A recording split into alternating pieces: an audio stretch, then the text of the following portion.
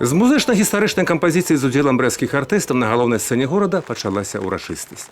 Президент Республіки Білорусь Олександр Лукашенко повінчав жихаров города з міленіумом. Этот город был пионером во многих прогрессивных начинаниях. Первым на белорусской территории получил магдебургское право.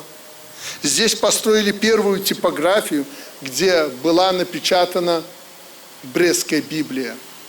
Отсюда родом первый белорусский космонавт и белая молния, олимпийская чемпионка. На Брестщине родилось немало знаменитых ученых, художников, музыкантов, а также политиков. Здесь была создана первая свободная экономическая зона.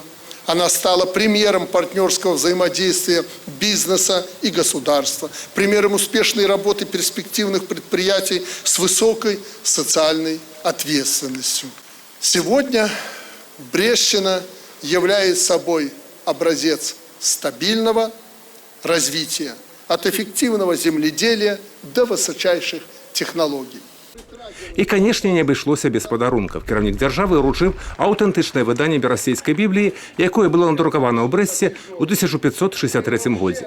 Тепер вона буде заховуватися у музеї історії города. А жихаров города отримав подарунок і президент країни. Це авторська робота гонорового громадянина города над Бугом Миколая Кузьміча «Волошки Бреста». Екскурс у історичну давнину у мастацькому уособленні артистів стала протягом свята. Потім на сцену вийшли мастацькі фольклорні колективи і естрадні виконавці. Ураження ад родного города, дати тисячогоддя і настроях у жихарових гостей тое, що об'єдновує усіх у гэты святочні дні. Прекрасное настроение, прекрасный город, прекрасные люди.